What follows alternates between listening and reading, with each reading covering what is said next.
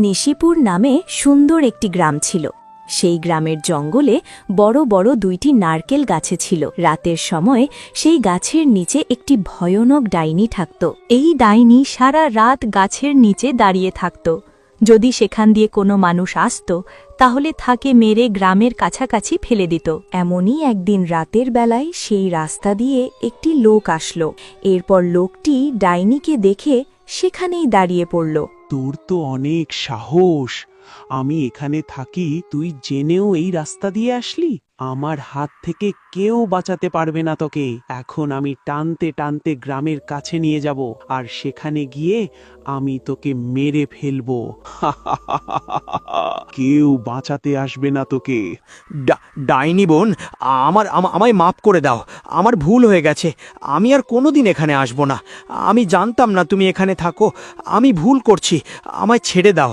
আমি আর কোনোদিন আসব না রাতের বেলায়। আমি আর কখনো জঙ্গলে আসব না। এবারের মতো আমায় ছেড়ে দাও না। আমার ভুল হয়ে গেছে ডাইনি বোন। ভুল যখন করছিস তুই, এর শাস্তি পাবি তুই। আমি কোনো সময় মানুষকে ক্ষমা করি না। আমি যার সাথে রাতে দেখা করি সে আর ভোরের আলো দেখতে পারে না। অনেক দিন হয়ে গেছে আমি মানুষের রক্ত খাইনি। আজ তোর রক্ত খাবো। হা হা হা। মানুষের রক্ত অনেক স্বাদ। হা হা হা। ডাইনিটি এমন কথা বলে তার পায়ে ধরে টানতে টানতে নিয়ে যাচ্ছিল গ্রামের দিকে, আর লোকটি ভয়ে চিৎকার করতে লাগল, বাঁচাও, কেউ বাঁচাও আমাকে, মেরে ফেললো ডাইনি আমাকে। সকাল হলেই গ্রামবাসীরা তাদের কাছের জঙ্গলে একটি রক্তে মাখা লাশ দেখতে পেল। তারা লাশ দেখেই বুঝে গিয়েছে এটি ডাইনির কাজ। এরপর সেখানে থাকা একটি বৃদ্ধ লোক বলল, এটি হলো ডাইনির কাজ। ডাইনি লোকটিকে নারকেল গাছের নিচে মারে, আর সেখানে থেকে লাশটি এখানে এনে ফেলে দেয়। ডাইনি খুব চালাক। লাশ এখানে দেখে যাতে আমরা ভাবি ডাইনি এখানে থাকে, আমরা যেন নারকেল গাছের নিচ দিয়ে যাওয়া আসা করি। খুব চালাক ডাইনি।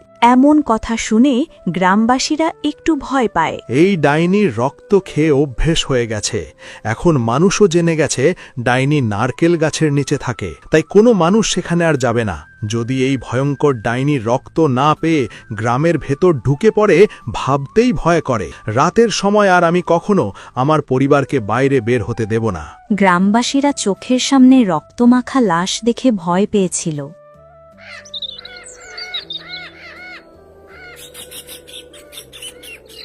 রাত হওয়ার পর গ্রাম একেবারে নীরব হয়ে গেছে।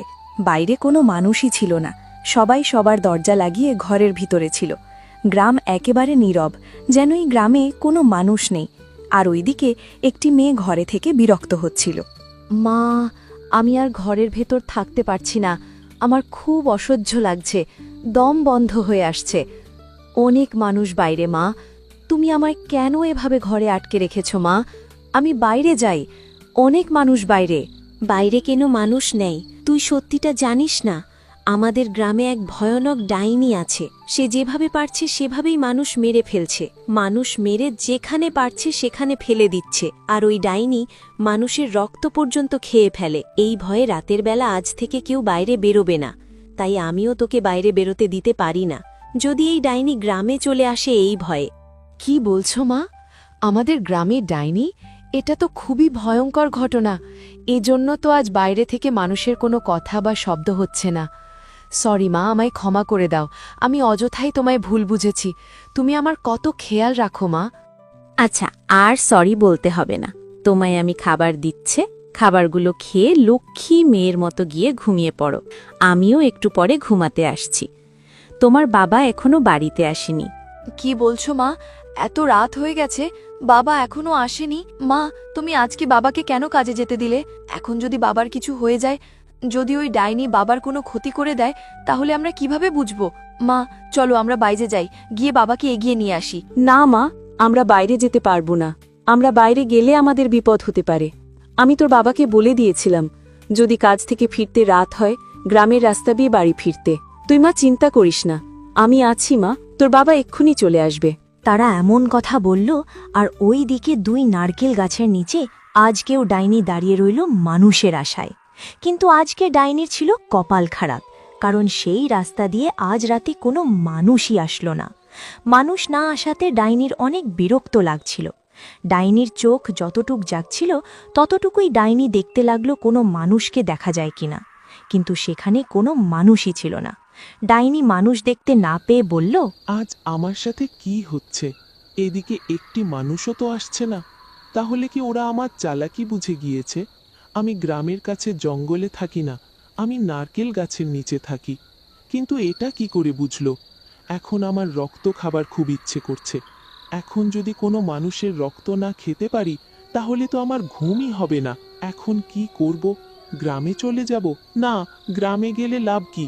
গিয়ে দেখব সব গ্রামবাসীরা দরজা লাগিয়ে নাক ডেকে ঘুমাচ্ছে। এখানেই অপেক্ষা করি, যদি একটি মানুষ পেয়ে যাই রক্ত খেয়ে আজকের মতো চলে যাব।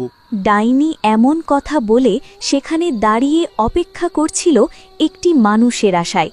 ডাইনি এইদিক সেদিক দেখছিল একটি মানুষ দেখা যায় কিনা, কিন্তু আজ রাতে সেখানে কোনো মানুষই আসলো না। ডাইনি সেখানে আজ অযথাই সময় নষ্ট করছিল।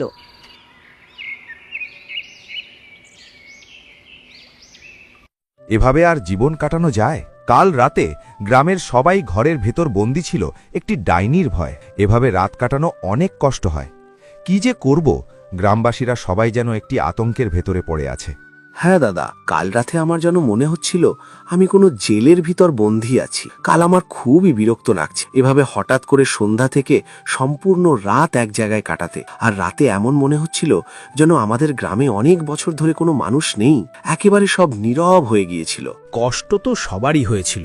আচ্ছা দাদা, আমি একটি কথা বলি, এই ডাইনিকে তাড়ানোর জন্য ভালো একটি তান্ত্রিক এনে দেখার দরকার। আমি শুনেছি ভূত প্রেত, শাকচুন্নি, ডাইনি এসব নাকি তান্ত্রিকরা তাড়াতে পারে। এমন করে দেখা উচিত। তা না হলে এভাবে মনে ভয় নিয়ে রাতে গ্রাম নীরব করে কি আর জীবন চলবে? কারো মুখে হাসি নেই, ছোট্ট ছোট্ট বাচ্চাদের মুখেও হাসি নেই, শুধু ভয় আর আতঙ্ক। এখন ভালো একটি তান্ত্রিক এনে দেখার দরকার ছিল আমাদের। দাদা, এতদিন আমরা কি করছি? শুধু ডাইনিকে ভয় করছি। এখন দাদা, ওর কথা শুনে একটি তান্ত্রিক এনে দেখো কি হয়। হ্যাঁ দাদা ভাইরা, এতদিন কি করছিলাম এটা তো আগে মাথায় আসেনি। আমার হাতে তো ভালো ও শক্তিশালী একজন তান্ত্রিক আছে, ওনাকে খবর দিলেই চলে আসবে। আমি আজকেই তান্ত্রিক মশাইকে খবর দিচ্ছি, আর রাতেই ডাইনিকে ধ্বংস করে দেবে। ডাইনির শেষ রাত আজ। এর কিছুক্ষণ পরেই সূর্য ডুবে যায় আর অন্ধকার নেমে আসে। অন্ধকার রাতে আজকেও ডাইনি নারকেল গাছের নিচে দাঁড়িয়ে রইল, কিন্তু আজ রাতেও সেখানে কোনো মানুষ আসেনি। কিন্তু হঠাৎ সেখানে কোথা থেকে এক তান্ত্রিক চলে আসে। এই ডাইনি, তুই এই রাস্তায় দাঁড়িয়ে কি করছিস? এখানে দাঁড়িয়ে তুই গ্রামের মানুষদের অত্যাচার করছিস। হ্যাঁ, করছি অত্যাচার। তাতে তোর কি সমস্যা? আমার মানুষের রক্ত না খেলে তৃপ্তি মেটে না, তাই এই রাস্তা দিয়ে যে মানুষই যাক আমি তার রক্ত প্রাণ করি। দেখ, আমায় তুই ডিস্টার্ব করিস না, আমার কাজ আমাকে করতে দে। আর তোকে কে খবর দিচ্ছে আমি এখানে মানুষদের অত্যাচার করছি? আরে মূর্খ ডাইনি, আমাকে যারা খবর দিয়েছে তারা তোর পিছনে। এরপর ডাইনি যখন পিছনে তাকালো তখন সেখানে গ্রামবাসীদেরকে দেখতে পেল, আর ওই দিকে চালাক তান্ত্রিক ডাইনিকে আক্রমণ করে বসল। ডাইনিকে একের পর এক বিজলি দিয়ে আঘাত করতে লাগল। ডাইনি সহ্য করতে না পেরে সেখানে মাটিতে লুটিয়ে পড়ল, মানে ডাইনি মারা গেল। এরপর তান্ত্রিক সেখানেই দাঁড়িয়ে থাকল, কিন্তু হঠাৎ কোথা থেকে একটি এলিয়েন শেপ আসলো আর ডাইনির লাশটি সহকারে সেখানেই অদৃশ্য হয়ে গেল। এরপর তান্ত্রিক গ্রামবাসীদের কাছে যেতে লাগল। সেখানে গিয়ে গ্রামবাসীদের বলল, তোমাদের সবার সাহস আছে, তোমাদের জন্যেই আজ ডাইনির হাত থেকে এই গ্রাম ও গ্রামের মানুষ রক্ষা পেল। এভাবে আবার যদি কোনো সমস্যা হয় এই গ্রামে তাহলে আবার আমায় খবর দেবে। হ্যাঁ তান্ত্রিক মশাই, সেটা তো দিবই, কিন্তু আমাদের এই গ্রাম রক্ষা পেয়েছে আপনার চালাকি, আপনার শক্তি, আপনার তান্ত্রিক বিদ্যাই এখানে সব। ক্রেডিট আপনার, আমাদের কিছুই নেই তান্ত্রিক মশাই।